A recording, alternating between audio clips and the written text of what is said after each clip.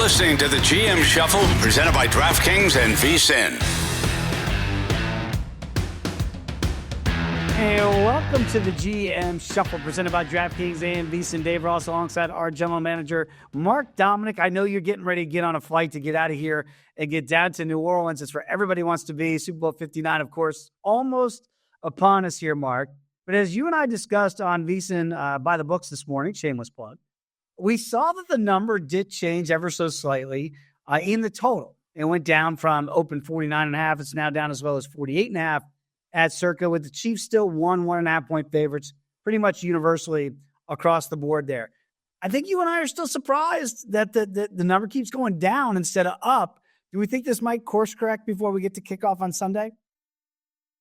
It sure feels like it. I think a lot of respect's coming in on Steve Spagnuolo and the defense, and just assuming that they're going to be able to come out and Kansas City, maybe a slow start, and maybe Spagnuolo's got a good tackling plan coming up early, and this is just a slow game to begin with. And maybe the fireworks never take off. It's understandable that people want to think that way or could bet that way, but it certainly feels like I didn't think this number was ever going to go lower and keep going lower, just by the way the whole season's been, right, Dave? I mean, you think about the postseason, you think about the amount of points the Eagles have put up over the last 2-3 months per game. You think about Kansas City, feels like they're as healthy as they've ever been, and they're getting 32 points. They're getting points each week. So it's hard for me to imagine this game sits in the upper 40s, 48, 48.5. And it feels like this thing's going to be 50.5 to 51 by the time I think people start to come in, meaning the Friday people, Saturday people, Sunday people. To me, that's where everybody's kind of sitting on the sidelines. And what in my personal opinion, and I don't know this because I don't know, but I wonder if, every day you make it through practice gives you more confidence to say, okay, they're healthy. And as long as they're healthy, then I'm just going to wait to make sure these two teams get to the starting line healthy. And then that's when I'm going to put my chips in. I wonder if that's what's going on as well, just to make sure there's not some random tweaks, some random thing, because right now the money's, not coming in hard, I don't think. And that's why we've seen this little bit of dip in that over-under.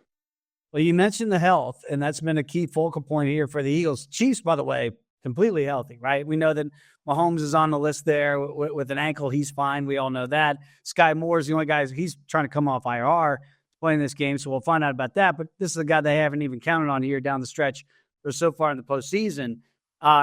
You look at the Eagles' health, and it looks like Cam Jurgens, Landon Dickerson, key cogs at offensive line. They say, man, basically paraphrasing, you're going to have to cart those guys out off the field in order for them to not play. Does that say that they are healthy?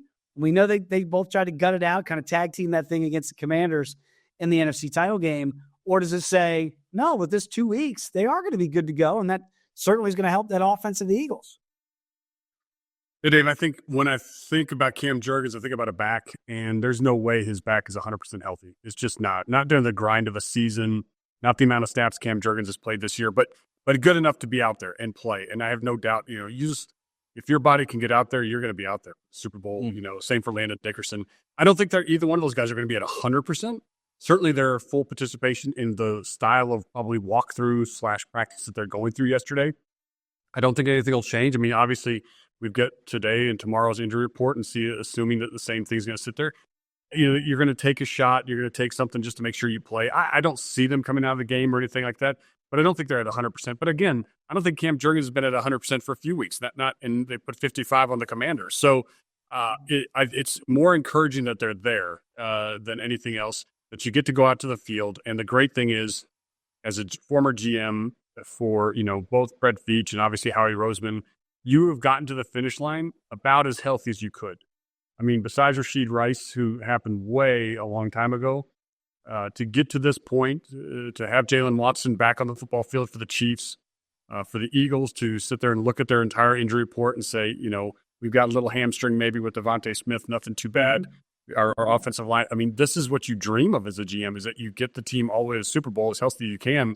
And I think this is one of those parts of the story that say, if you can do this, that's how you get to the Super Bowl. Yes, it's about winning games and certainly winning playoffs, but part of it's healthy. I think back to the Atlanta Falcons when they went to the Super Bowl. And sadly, they had the collapse, or great for Patriot fans, they had the comeback. That's having played against the Atlanta Falcons for years, that was always their Achilles heels, that they always just had injuries. But that year, they just stayed healthy all the way through. And it's such an important part that you just don't realize as you go through this process. You think about the Chiefs when they lost the Super Bowl to Tampa Bay, their offensive line was in shambles. And Tampa Bay just came out and clobbered them, So that's such a critical part of it. And that's what I think happened to Detroit. This year, they just never could overcome the amount of injuries they had on defense. And that killed that football team. That killed the dream of Detroit being, in New Orleans. But looking forward to going down there. Weather looks amazing, even though we're playing inside. It sounds like it's like 80 degrees or 60 to 70 degrees and sunny. So as good as you could ask for this time of year to go down and see a Super Bowl 59, which seems like a big number. Yeah, it does for somebody. I'm going to show my age a little bit that I remember watching Super Bowl 10 and now it's Super Bowl as a young kid. But I distinctly remember like these first images of watching the Super Bowl, and now we're at Super Bowl 59 is rather amazing. Not saying we're ever going to go back to the way it was, but maybe when they had a 14-game regular season way back in the day, that was, you could understand why now, how physical the game was certainly in that era. Maybe not as physical today, but still talking about expanding to 18 potentially. My goodness, it becomes a war of attrition that the Chiefs have figured out how to win, at least for the last 3 years. Jaylen Carter did pop up on an injury report with an illness, and we all know how important he is to this defense in the Eagles front line there. We're hoping it's just flu, that very non-specific about what that illness is. But is that the way we read that, Mark, that this could be a middle-of-the-week type thing, and hopefully you get the fluids in the big man and he's going to be just fine come Sunday? Yeah, I believe so. This is one you want to watch again today and tomorrow. That's the goal. When you say illness, as an organization, you're thankful it doesn't say something much worse, right? It doesn't say shoulder, ankle, knee, or foot. It's one of those illnesses where, you got to put him on the injury report because he wasn't able to fully participate. So that makes sense. We'll see if he wipes off and gets back to full participation today or tomorrow. That'll tell us how bad the illness is. He'll be out there Sunday. I have no doubt about that. It just is, where's his stamina? Depending on how severe he gets dehydrated or anything that happens to him. It could be that. It could be nothing, right? It could be just an illness, and 3 days later, because again, they're pumping him through a bunch of IVs, making sure his body's not going to get break down as much as it possibly can, because he's such an important piece. But you do that to any one of your players. When you think about back, as you said, 14 games, as you and I know, you used to play those 6 preseason games because guys had to work themselves in shape. And that's that's what it was. Because you had a job. Like, you didn't go play football. They were giving you money in the offseason to go work at the facility. Now they get all that. You wonder sometimes, and just thinking about it in my head, you wonder if they ever did go to an 18-game season, which I think we will, do they consider going down to one preseason game? Something even more significant. Different, just so it's, a trade out for them, certainly another buy and things like that. But to be discussed in the future terms. Right now, the good news for the Eagles is it looks like I think Jaylen Carter is going to be fine. But again, watch the injury report tomorrow to see, where does he get listed this evening, I should say. By the way, I love that conversation, Mark, because, we're hearing that Roger Goodell says nothing is imminent about an 18-game schedule. They've already got pushback from the NFLPA saying that's the last thing the league, the players do not want it, but the bodies just can't handle it. Andy Reid, and we learned this on Decent by the Books, he's going to shells week 3. For people that don't know, that's basically, we're not having padded practices, right? So at week 3 of the regular season, what do you make of that? And again, this is not to get on Dan Campbell, and there's different ways to do it. We know Dan's like, we're padding up and we're playing all of our guys in games that are quote unquote meaningless. But is the Andy Reid way proven to be the right way? And will more teams do that because of the success the Chiefs are having, that sometimes less is more? Yeah, I think there's a lot of things to think through this, right? Obviously, Andy Reid's teams play 2, 3, 4 more games than most teams play every year because of the way they've been back to the AFC Championship, let alone the Super Bowl so many times. And so that's a lot more wear and tear. I think you think about the way the players train nowadays versus even 10 years ago. The red light therapies and all the different suctions and all the different things that guys can do. The cold tub, that was kind of a thing. We guys did cold tub, but not the way that they plunge now. So there's so much that they're working on their bodies, that they're in such good shape that you wonder, is the pounding worth it in the end? And for Andy Reid, he said no. And Shells is right. Shells is just your helmet and your shoulder pads. So that means nothing in your lower bodies. You just wear a shell of a pad. So that way, if you do bump into somebody, there's at least a little protection from your shoulders. It's more of like precautionary than it is actually a punishment, I should say. But I'm a believer in, I like again, I sat here, we've talked about it. If you've earned the right to sit your players and you've got a chance to get everybody one more week of health, instead of going out there and banging for one more week really hard to try to win a game that against the Denver Broncos that meant nothing. I mean, Andy Reid won both of those, right? He won the health of his team against the Denver Broncos, and the Broncos won, which kept the Cincinnati Bengals out of the postseason, which is a win-win for them because, I appreciate what Denver's done this year, but the Bengals certainly were more potent, much more scary to play, I think, in round one of the playoffs. And, again, if the 7 seed wins, guess who they're playing? The 1 seed, right? So it's kind of a win-win for him, but I don't think that's why Andy did it fully. Andy did it because he knows he's got to get the team to the finish line, and he did it. Conversely, the Eagles did the same thing, right? They had a quote-unquote meaningless game in the last week of the regular season against the Giants. Saquon Barkley had 2,003 rushing yards and, could have broken the single-season record if he played in that game. And they decided to do the same thing that Andy Reid did. Nope, not going to play our guys. So, again, we're not saying that this is the end-all, be-all way to do it. But, Mark, proof's kind of in the pudding, and it worked out that the rest was more so over the allure that maybe the rust would be too much to overcome, right? At the end of the day, the rest won over the rust. Yeah, you think about where they sit, right? I mean, again, this is Saquon Barkley, who had a chance at a huge single-game rushing record, and he's like, let the other guys eat. I'm good, right? And then he goes at the last week, he said, if they'd have called my number, I would have played. They didn't. He understood. Now he's got a chance to not only win a Super Bowl, but have the most prolific running back season in the history of the NFL with his yards from scrimmage, with the catching and rushing. So it's all played into Saquon Barkley's possibility of finishing this off with basically as good a season as any running back's ever had. And when you think about Terrell Davis and some of those seasons, which is why he got a Hall of Fame jacket, what an amazing accomplishment by Saquon Barkley. What a huge pickup by the Eagles, and just looking forward to seeing what this Sunday brings. But they win it. I didn't even think about that in that context of Terrell Davis. I mean, you could be looking at Saquon all of a sudden being a guy at a what-if career in New York, potentially a Hall of Famer, if things go his way Sunday, the team's way, and for maybe a couple more years. It's fascinating. All right, Mark, when we come back here in GM Shuffle, let's break down some of these prop numbers that we see out there in Super Bowl 59. That's next here on the GM Shuffle.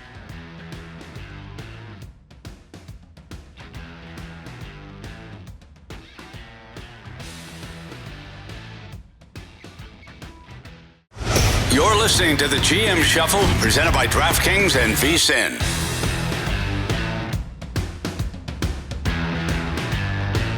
We continue the GM Shuffle presented by DraftKings and VSiN. Dave Ross alongside Mark Dominik, and those numbers at DraftKings right now still 1.5 to the way of the Chiefs, 48.5 on the total at DraftKings. Mark, those, I know not supposed to tease totals, but maybe with that 48 off DraftKings at 1.5, if you're an Eagle backer, just saying, you get that thing up to 7.5, take that number down to 42.5.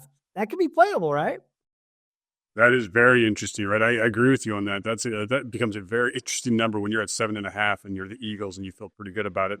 This is a tight game. This number has not really moved much for DraftKings when they put this out, and so it shows you that everybody's kind of on both sides of the fence. You see the Kansas City Chiefs, you're like, am I going to bet against Patrick Mahomes? You're like, no, I shouldn't do that. Do I believe that the Eagles are a juggernaut with Saquon Barkley?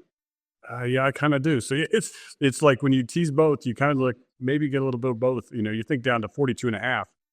That is a low number for me. That is a hard number to fathom to say it would not be at least over 42.5 based off of the offenses these two teams have. Yeah, each team gets 21 right there. You don't have to worry about the hook. That game's going over. With no ties, obviously, in a Super Bowl. Patrick Mahomes, even though they went to overtime last year against San Francisco, figured out a way to get it done. 2 years previous, figured out a way to get it done, coming back from 10-point deficit in Super Bowl 57 against these same Eagles, trying to do something that's never been done, 3 in a row. His number sitting at 252.5 for his total yards, 24.5 for his completions. But really what we're getting at here, Mark, with these numbers is Patrick Mahomes, Andy Reid against Vic Fangio, and that Eagle defense. Now, we know historically, Mahomes has never lost to a Vic Fangio-led defense when Vic back in his Denver days there as the head coach. Do we throw all that stuff out the window, that data? Or is there something there that Reid, Mahomes know what Vic's going to do and have been able to figure out to get the better of them through the years? Well, they certainly have a lot of tape that they get to review, right? That's the beauty of having 2 weeks to prepare, 2 weeks to get everything ready. There's no doubt in my mind, Andy Reid and his entire staff Matt Nagy, everybody has been breaking down any game that Patrick's ever gone against Vic Fangio. And same with Patrick, and same with the team, and same with the offensive line, and everybody's kind of gotten a good look of what they're trying to do and what Vic's doing. It's a great game. It shows you the amount of time that coaches spend to come up with game plans and how to counteract something or what's the flow of the game. I think we forget, right, how you look at the head coaches and we like criticize decisions, but you got to look at those coordinators. They have to make big time calls every snap, and it's such a fun game to watch. When you sit there and you see a defensive player, they decides to send the corner blitz and boom, he gets home and you're like, what a great call at a great time. Or, suddenly Andy Reid, pops a little bubble screen and everything falls apart. You're like, what a great. So I love that about football. That's what makes the game so much fun, because I think sometimes as a fan, we sit at home and like, run on first down, run on second down, throw on third down. Like everybody thinks that, but it's not the way the game goes at all. It is so dictated on what you see in terms of matchups. That's why the quarterbacks have a lot of, ability, especially Patrick at the line of scrimmage, to kill stuff off, to sit there and say, look, we got this front, this formation. We get to do something different because Andy Reid and company, or vice versa. You've got, obviously Jalen Hurts in that ability to sit there and say, hey, we're loaded in the box. Let's get out of this play. Let's go dump the ball to A.J. Brown because I don't want 8 or 9 in the box against Saquon. So, or maybe they do, knowing the way Saquon breaks tackles. It's like, if I get fast at 9, I'm going to be gone. So unique in both ways, but certainly, this should be a great matchup to watch Vic Fangio, see if he can finally get that revenge against Patrick Mahomes in the greatest game. We know there's props out there. When will the first points be scored? Traditionally, that's at the 9.5-minute mark of the first quarter. And, we always talk about game script for any coach, right? And that normally they're going to have those pre-designed plays, first 10, 15 scripted plays of a game. Do you like a feeling out process in a Super Bowl? Or is it like, man, I might be able to shock and awe somebody, first and 10 from the 30, maybe, fake it to Saquon, and all of a sudden I'm taking a cheap shot. Like, do you think they're going to be shock and awe here? Or is it like, no, let's go through our play designs that we have, see what the defenses are, and sometimes that can lend itself to an 8-9 play drive if things go right. Yeah, I have a hard time, if I'm the Eagles and an Eagles fan, to not put the ball in Saquon's hands early in the game, because I want to get him touches. And as much as it might be a 2-yard run, I know that if I get him over 20 touches, he's going to pop something. He has all season long. And he really has his entire career, right? Only injuries have held Saquon Barkley back more than anything else. I know the offensive line of the Giants isn't the same as the Eagles, so you see that as well. But it sounds good to like, okay, we're going to take a shot down the field. But if the Chiefs, play back and suddenly pick the ball off on the first play of the game, momentum is tough, right? And it's like, wow, here we go, already one turnover. So I just think you want to put the ball in Saquon's hands, however you get it to him, right? You don't have to just turn around and say, you could pitch it to him, you could do a little screen, you could certainly set something up, but I think you feel like you need to get the ball in his hands. When you talk about the first touchdown or first point scored, I never thought about that at 9.5. Kind of makes sense where that comes in. It seems a little fast for me, but I'm sure that there's a lot of studies going on behind that I don't know if I have my abacus out here to figure out. Because, you think, well, you could get it with a field goal. Well, you'd have to have a drive that gets down in field goal range, which is going to take time, then 4 downs. And if it's not stopped on a running play or on a pass play incomplete, that clock's going to be running. So tick, tick, tick. All of a sudden, it feels like time might go off that clock. Speaking of getting the ball in his hands, Travis Kelce is 61.5, his total for yards. And obviously, that feels like we had Rick Doc Walker on the program earlier this week. He called him his binky. That is Patrick Mahomes' binky. He throws it to 87. And he said the Eagles got to take away the binky. Easier said than done, right? He was really involved against the Texans, not as much against the Bills, and yet they still win those games. What do you think the role is for Kelce? Is it now it's the biggest game, it's history at stake, we're not going away from 87? Yeah, I mean, it's a big game, but they're not going to go away from 87. I think that's an overplay just because you look at the week before for the Eagles and, Zach Ertz was out there and he's catching the ball all over the football field. And the Eagles have kind of given up yards to the tight end all season long, and they've been willing to. And I think that's okay. I understand. You talk about Vic Fangio's defense, the bend don't break mentality sometimes. He can be aggressive, but, at that same point, that middle of the field, you call it the binky, I call it the Linus blanket, the blue blanket that Linus carried around, like you got to have that. Okay. That's about Kelce also. And so, I feel like that number seems a little low based off of, I know Worthy is going to have some big play potential. Maybe DeAndre Hopkins has a bigger role. But I just can't imagine Kelsey not being involved in this game plan. I don't want to see him go shove Andy Reid again, but certainly I expect him to have a role. And having 60 yards, 61 yards or whatever it is, doesn't mean the Chiefs win, but it just feels like the Chiefs are going to get him the ball and he's going to find his 6 to 7 catches at least because, we got to get Taylor Swift on TV. We have to do that. That's the way to do it. You get the ball at 87, director is going to cut away to Taylor Swift in the box. That's for sure. By the way, it's almost like we forgot about that shove from Kelsey. Like, give me the ball to Andy Reid and competitive and all that stuff goes away. And I had a blanket like that too, Mark, as a kid. And my mother eventually said, we're taking that away. One day, the blanket was just gone. I was like, what am I supposed to do without my blanket? What would the Chiefs do without Travis Kelsey? I don't know if we'll ever find that out. In the running game here, we know that Kareem Hunt is now RB1 these days. You go back to the Super Bowl a couple years ago, it was Isaiah Pacheco who was running back 1 in that game, led the game in rushing that day with 76 yards. Pacheco was working back from an injury himself, and that's when Kareem Hunt was able to take over this lead dog role. Do you expect it, even though Kareem is clearly the number 1, might we see more of Pacheco than people think? Or is the game script now, no, it is Kareem, and we'll use Pacheco as the change of pace guy? Yeah, I mean, I would think you get Pacheco the ball. I think Pacheco has more big play ability. Kareem Hunt runs hard and physical and is a good running back. But Pacheco, to me, has much more big play opportunities. And it's kind of like the little piece that I think is in the back of, Andy Reid's pocket. Like, I haven't really been showing him. I haven't been really using him much, trying to purposely kind of lull you to sleep with Kareem Hunt. I think Pacheco does have a bigger role. You and I have talked about it, right? The 1.5 catches. I'll be surprised if we do this Monday and Pacheco doesn't have more than 2 catches. You and I will eat some crow right here. I'll enjoy it. I feel bad about your Linus blanket, that you had that blue one. When I was a kid, we had a cat that was an outdoor cat. And we named it Princess Leia because, I'm a kid from the 70s. And so, Star Wars. So one day the cat's not there anymore. Now looking back, I'm like, the cat died, I'm sure. But my dad's like, your cat ran away. I don't know what happened to your cat, but it just ran away. And now I realize, like 40 years later, like, oh, I think my cat died and Dad didn't tell me. So you just kind of reminded me of a sad childhood story.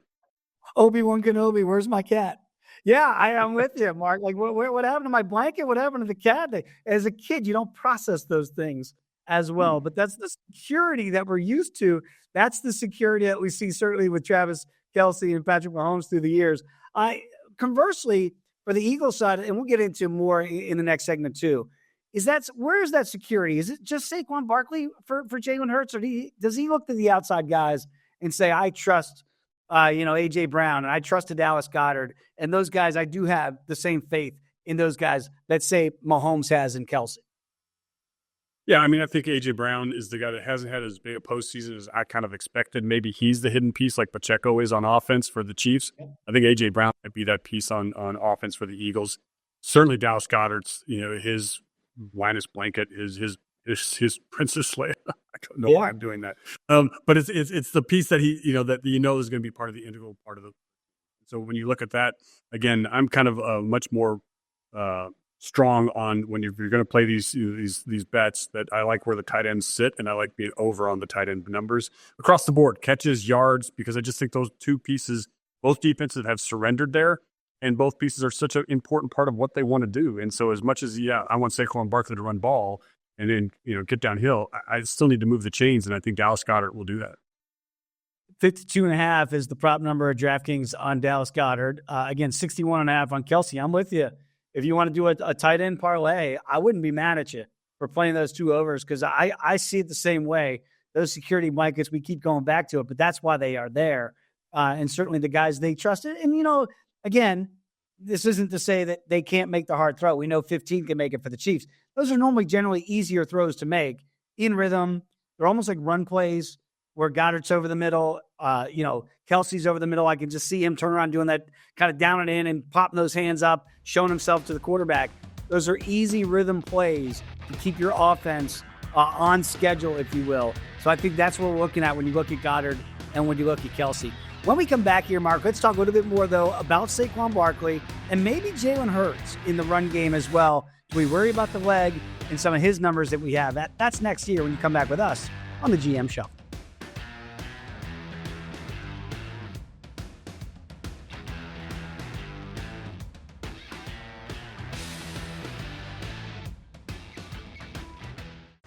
You're listening to the GM Shuffle, presented by DraftKings and VSiN.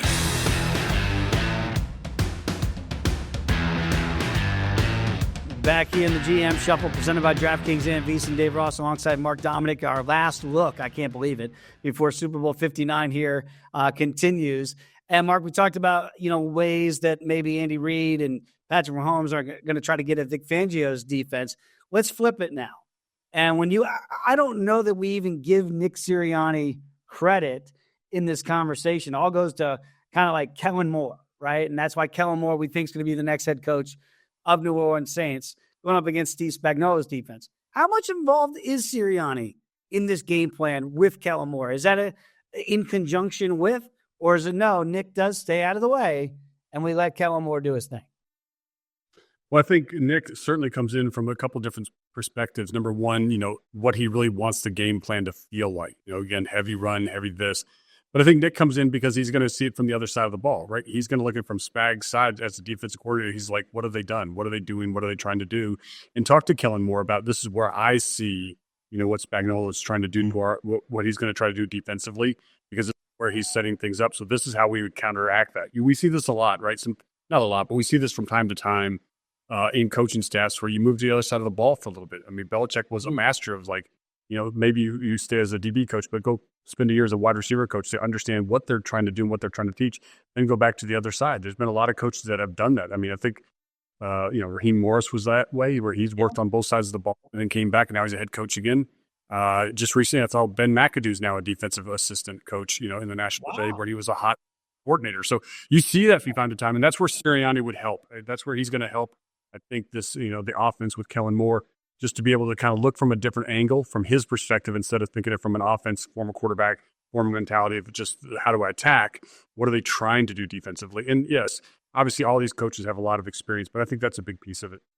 That's fascinating. The way that kind of glean it from the other side, it certainly should help out. And look, Sirianni, whatever people think of him, you cannot take away from the fact that he's going to be coaching in a second Super Bowl in 3 years with a completely different staff than the one he took there 2 years ago. That really is impressive from where I sit.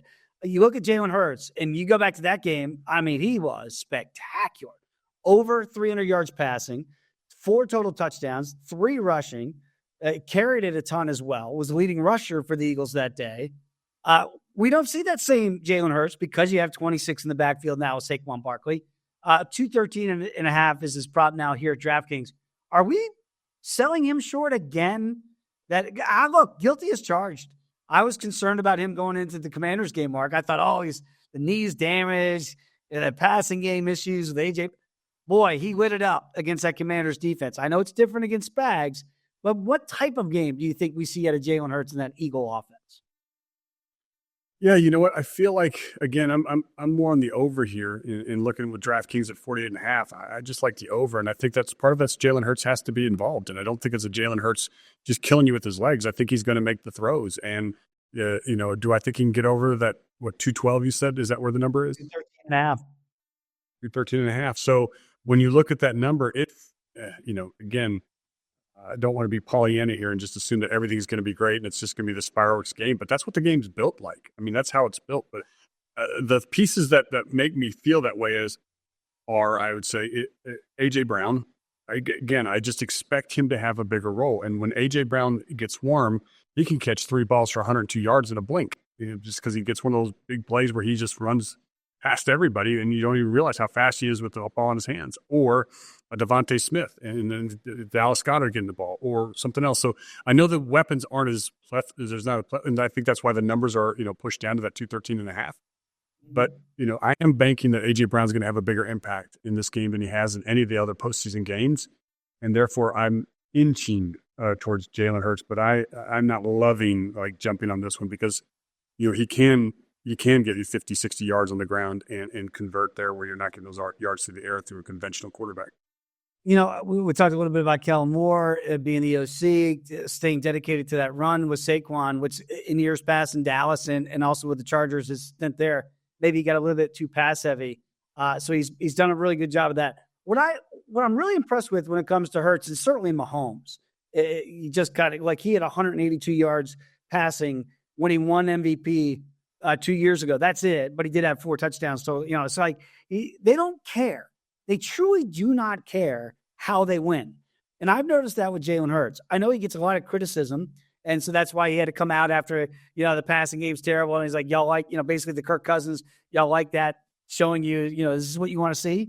But I do feel like, Mark, it's been ingrained in these guys that game manager is not a dirty phrase. That phrase, if that means you manage the game to a victory, then you're doing the job as quarterback. I think you can make the case Jalen Hurts and Patrick Mahomes, they are exactly what the elite game manager should be. Is that fair? Yeah, I was going to say, you got to include Patrick. I'm glad you did, because that's the way I see it. Everybody can look at Jalen Hurts and go, well, he's a game manager.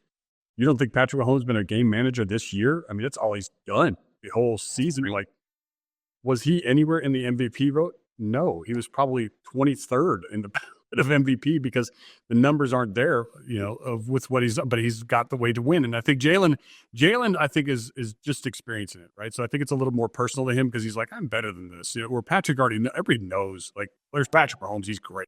When Patrick throws for 180 yards, it's like, it's an MVP. Jalen throws for 180, and it's like, I can't throw, he's a bum, can't throw the ball down the field. But it's not. And I think that Jalen's, I think the little bit of expression where we've seen the frustration out of him, I think it was good to kind of get that out of his system. And I think it's been good to have a couple of weeks to go, hey, man, we got one more game. You can manage the heck out of this one more game, too. And suddenly now you get to have your name as part of a Lombardi trophy, which is everybody's dream as a little kid playing, backyard football or Pop Warner or whatever it was, to you get to be on the stage and they get to interview you and there's confetti coming down and it's the greatest moment of your life from a football standpoint. So, I think they're both game managers right now, and I think that's perfectly fine. And if you call a player a game manager, like, hey, we got stuck with a Super Bowl ring with a game manager, Brad Johnson. And so I'm very happy about that. It worked out just fine. So, I think that term's thrown around as if it's some type of a negative, when the reality is game managers are the ones that understand situational football and put you in the chance to win. Yeah, right. Give me those game managers 6 days a week and twice on Sundays. And by the way, for those that have already forgotten, Tom Brady was considered a game manager when he's winning multiple Super Bowls early in his career in New England. Yeah, really good game manager. Then he gets Randy Moss and people go, oh, he can really play. Like, it's weird the way we kind of associate certain guys with one thing, and it changes your whole perspective of them. Mahomes has already got it. Maybe Hurts will change that a little bit. But to me, game manager should be looked at as a positive, not necessarily a negative. Saquon's numbers come down from a rushing total, 112.5. If you're Steve Spagnuolo, is your job number one as coordinator here to say, all right, game manager, go beat me, Jalen Hurts, because I'm not going to let 26 get that over? Yeah, I mean, this is all about tackling. I mean, this is Kansas City, how well do they tackle this game to keep him? And I think people are betting that Spagnuolo, this defense, that they will tackle well, whether it's Nick Bolton, the different players across the board on their defense. Forget the defensive line, just, the guys that are in the second level and the third level, that they can come downhill and make sure when they take an angle at Saquon that he doesn't break through. And that's what I think people are betting on, that they say, hey, look, Saquon's going to have a good game, but this is Super Bowl and maybe it's 89 to 95 yards, that kind of thing. I think that's what people are feeling. I think they're feeling like Spags is going to put up a game plan to say, we will slow down Saquon Barkley, keep him under 100, and let Jalen Hurts beat us through the air. And if that happens, so be it. And again, when you get Jalen Watson back, when you've got, the back end of the Chiefs, when you got Connor as your nickel, I mean, I think you feel McDuffie, obviously the other corner. I think you can take some one-on-one chances out there and use those safeties in a different role that are going to help you slow down Saquon. And if Devontae Smith beats you, he beats you. If A.J. Brown catches one and runs, you deal with it. But, the easiest way to lose this game is to have Saquon rip for 178 yards. And yet, as I sit here and say it, would I be surprised Monday morning when we do the GM shuffle that Saquon had 182 yards and 3 touchdowns? No, not by the way he's played this year. I mean, it's just that's what makes this game so fascinating, because, to me, it's one of these two guys, either Patrick Mahomes MVP or Saquon is MVP. If Jalen Hurts wins MVP, that means that Saquon probably just moved the ball, but never put the ball in the end zone. And Jaylen just got to finish off drives. I just think it's hard to say. I think it's a 2-person race for MVP. I don't know how it isn't. By the way, I heard Matt Patricia on another network, former head coach of the Detroit Lions. Obviously, we know his days in New England. He was talking about the tush push. And I was really glad he said it because it's the way I feel. People are like, we got to outlaw the tush push. And Patricia said, no, we just got to figure out a way to defend it. And I'm like, that's the way I am. I'm like an anti-illegal defense guy in any league. Baseball, basketball, whatever defense you want to play, Mark, I say play it. We got to be smart enough to beat it. How would Mark Dominik, as a GM, talk to a coaching staff to say, this is the way we do it? You know, Patricia was talking about angles. The game is all about angles. Is there a way to, if you get that Jalen Hurts, we know it's been slowed down a little bit this year, but still not stopped. Are people getting closer and closer to stopping the tush push? Yeah, I think Patricia's right on point. It is about angles. You know, it's about firing off, but having the angle. And I think it's about your linebackers and being able to, how low can they get. It's a shoulder pad. I mean, it's a game of leverage. We talk about it as a game of inches. The tush push is a game of leverage. What it is, and you use force versus leverage, and you get the win, right? That's what they do. And I kind of feel the same way. I feel like it's a quarterback sneak. It's just a really good one, right? To me, it's a more effective one. The outlaw seems difficult. I mean, I'm sure there's a way to do it, like the amount of running backs that can push. I'm trying to think of what, the competition committee, Rich K, would put it. It's going to be right. It's going to be that, but that's where I would sit there and say that's what the competition committee is going to try to look at. But if you can't beat it, stop complaining about it. Just stop it. And if you can't stop it, then don't be in 4th and 1. Don't be in 4th and inches. Don't be, do a better job on 3rd down. Do a better job on 2nd down, 1st down. Like that kind of thing. But I appreciate it. I like ingenuity. I like finding new plays, and this play has been working for them for a while. And don't fix it if it ain't broken. Credit Nick Sirianni, right? I mean, this is his baby here, this tush push. And by the way, I can still see Frankie Louvu going over the top to try to stop the tush push in that championship game. And by the way, officials, if they're running the tush push, let the defensive guys try to get there early. Stop with us, and we'll just give a team touchdown if you keep doing it. I don't like that rule by the NFL at all. When we come back, Mark, we're going to put finishing touches on it and talk about something we never talk about, the third element to possibly winning this game. That's next here on the GM Show. You're listening to the GM Shuffle, presented by DraftKings and VSiN.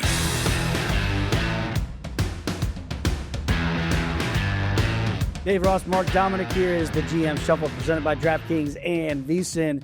And Mark, we talked offense, we talked defense, we broke down the coordinators, the head coaches, the quarterback.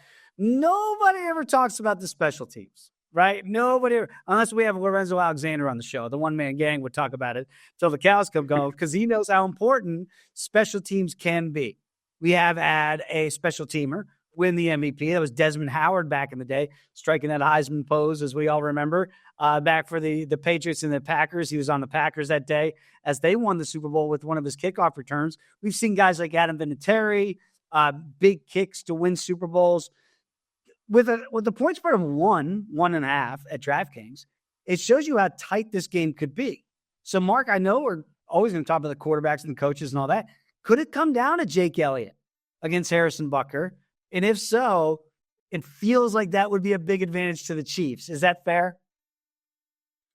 Yeah, I would say that's fair. And what is it? Special teams, special players, right? Isn't that what everybody says? So, or not everybody, but so it is such a fascinating part of the game and such a critical part of the game because I think we all fans across the board, now analysts, media, we all kind of take it for granted, right? You're like, well, here's the long snap, that'll be fine. Here's the hold for the extra point, that'll be fine. Here's the gunner outside who's doing the hold or the hold up outside the vice. He'll do a great job. Or here's the protection inside. There's no way they're going to block a punt. That didn't work. Right, or the fake, these are two teams that absolutely could do something a little bit clever or elaborate in that regard. I'm a huge special teams believer. Always have been. I always looked at the 5th, 6th, and 7th round as like, I wanted the best special teamer I can get that has potential to maybe grow into a starter, but I need that special teams from these guys. And it's so critical. And when you look at the kicking game, you have to feel more that Harrison Butker is going to be a little bit more comfortable than where Elliott sits right now, just from the consistency standpoint. And then, I look at the punter, and Matt Araza is he's a tool. He's a weapon. I left-footed, big leg. I mean, there's a reason why Buffalo drafted him. Certainly, I'm happy for him that he got a chance to get back in the league, and Kansas City has cashed in on that. But this guy's a complete weapon for the Kansas City Chiefs in terms of changing the field position. When he's punting from the 20, there's a good chance you're getting the ball back at the 20, 25-yard line, and that's hard to do as a punter in the NFL, but he can put the ball in the air like that, especially indoor in these conditions. It can't come down to field goals, can't come down to little things, and I think it's the little ones, right? It's the hiccup or the little mistake that if you see that in this game, that could be a big wedge of why this game gets decided the way it does or it flows. It might not be the turnover, but it might be a missed assignment. It might be a missed tackle. It might be a missed kick that really kind of, tides the turn or, changes the feeling of the way that it flows. Yeah, it's fascinating. You go back in the Eagles in their first round matchup, divisional round against Green Bay, that opening kickoff changed the whole game, right? It looked like there's a turnover. They get another one against the Commanders after the Commanders hold the Eagles to a field goal on the ensuing kickoff. Fumble by the Commanders, get the ball right back to Philadelphia. They flipped those games, special teams-wise there, but the Chiefs did the same thing in the regular season. They block a field goal against Denver to win that game in the regular season, which they kind of had no business winning that, but they knew that wasn't by happenstance. That was by design they felt like they had these advantages, and we saw the Eagles give up that fake punt to Tressway and the Commanders in the title game last week. So there's been some things pro and con for Philly. It feels like it's all pro when it comes to Kansas City and the special team side with Bucker. So if it comes down to those points, remember, maybe slight edge Kansas City in that special teams game. When you get to the MVP of the Super Bowl, traditionally, it's going to be the quarterback. We see this historically. This is 59th year of the Super Bowl. 33 of the previous 58 have been a quarterback. But something you and I talked about on VSiN, defensive players have won 10 times.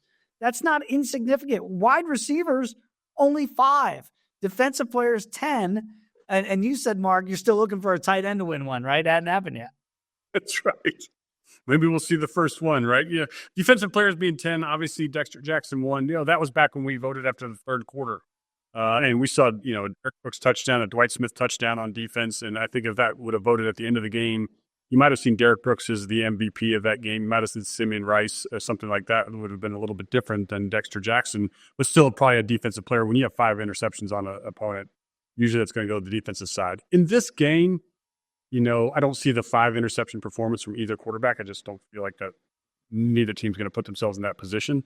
It's going to take I think it's going to take a hat trick, a 3-sack performance from Chris Jones or George Karlaftis or Jaylen Carter, whomever it might be, but it's going to take at least 3 sacks to be able to say that can get you the MVP based off the way I think this game's going to be played. It will have to be a defensive slugfest, like this game ends 24-10 for a defensive player to possibly win this award. It is so pro offense. The league's so pro offense. It's been a while since, Von Miller won his MVP. But again, like I said earlier in our podcast, it just feels like Saquon or Patrick is really just where this game ends up. If Kelsey catches 11 balls and 2 touchdowns, I still don't think they're going to say, hey, Travis Kelsey, they're going to say, hey, look, Patrick Mahomes threw for this, and here's the trophy, Patrick. So we'll see if a tight end wins it. It'll take at least 10 catches. It would be an amazing story, whether that's Dallas Goedert, because that way Dallas finally wins the Super Bowl, or, for you, or Travis Kelsey to make it even more interesting show. But it just feels like either one of those two teams, that player is going to have to be the reason why they get over the hump. 30 years since Dallas has won a Super Bowl. But maybe Dallas Goedert can win the MVP here for the Eagles in that scenario. Yeah, it is, Alex. You can go back to Malcolm Smith winning it. The last MVP that did it was Von Miller from the defensive side. And that was a low-scoring game. And that play, the strip sack, fumble, touchdown, changed the whole complexion of the game. So I'm with you. It would take a game-changing play that we go, wow, that play was the signature moment of the Super Bowl in order for a defensive player to win it, because without that, it does feel like it's Mahomes, it's Barkley, it's Hurts. It's going to be one of those, usual suspects, if you will. We have some other news and notes that we want to get to here in the NFL before we get to Super Bowl 59. But since this is the last time we're breaking it down, I know you're going to New Orleans. Let's give out our official picks here now that we've kind of broken down the game from all angles and have had almost 2 full weeks to think about it. Mark, Who you picking and what type of score do you see? Yeah. So I'm the idiot. I started my career with Kansas City. I've always been a Chiefs fan. Left Kansas City, went to Tampa Bay. Still have our families in Kansas City. A lot of Kansas City fans around me. Betting against Patrick Mahomes seems dumb. I'm going to be dumb. I think the Philadelphia Eagles win this game. I think that they're just on a type of mission. I think that they have been so consistent down the stretch here. They have won tough games in the playoffs. Obviously, Kansas City's had hard games too, don't get me wrong. But I just feel like, the way that they beat the Commanders, the way that they were resilient against the Rams, even though the Rams were moving the ball and it got really dicey there for a little bit. I just think that the Eagles and Saquon Barkley are too much. I am going to Philadelphia Eagles. I'm going to go 30-23 because they get that magic 30 number I've been saying all year with the Kansas City Chiefs. 30 points. And I got 30-23 Eagles. Wow. Okay. I am wearing, if you can see at home, everybody, this is my Dallas Cowboys salute to service. They wear this every October, right? My parents got me this, one of my favorite sweatshirts that I own. So, with that being prefaced, I'm with you, Mark. As much as I hate them, I can't stand Fly Eagles Fly. Cannot. I think they're the better team. And again, it's not about, our allegiances and our fandoms. Like you're a fan of the Chiefs and I'm a fan of the Cowboys. I think the Eagles are the better team. And I'm probably going to go, I can't believe I wagered against Patrick Mahomes. 31-27. It's almost identical. I'm with that 30-31. We see it the exact same way. I think Philadelphia is going to get to that 30-point mark and beyond. And I think Kansas City is going to come up just a little bit short. I mean, it's a difference in the game that the Eagles, to me, have more ways to win it. Chiefs, look, would it surprise me? Not by any stretch if they pull it out and do what they normally do. But if there's one team that could blow out the other, I could see an Eagles type win like the Buccaneers had not that long ago against Patrick Mahomes in Kansas City when that was just an absolute mismatch on that day. I could see that type scenario playing out. I don't see the Chiefs blowing out Philadelphia. That I don't see that counter. So I'm with you. I think for that reason, I give the edge to Philadelphia. I do think it's going to be like you say.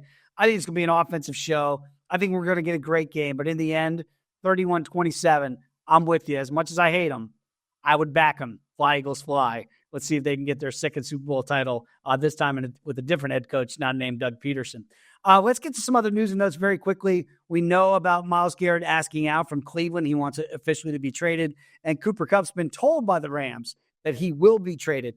Very different scenarios. How do you see them playing out first in Cleveland and then in LA with their former star receiver? Well, my gut in Cleveland is that over time we'll see Myles Garrett just back a little bit off of what he said and put out there because I think Andrew Berry's got to put his foot down. He's got to sit there and say, this is the guy that we see long-term here. And we've got, 2 more years on this contract. Then if you want to get out of here, you can. But I think they need him. I mean, this is a team that, obviously is trying to figure out the quarterback situation. And they got to pull him in a little bit. Like, pull Myles Garrett into your coaching staff. Pull Myles Garrett into my office. I'm happy to sit down with Myles Garrett and go, let's just talk about this for a little bit. I know you are frustrated. You don't think I'm frustrated? You don't think everybody else in this whole team doesn't want to be where the Chiefs are, where you're just every year it's residual? So I think it's just that conversation where I think that one kind of pulls back.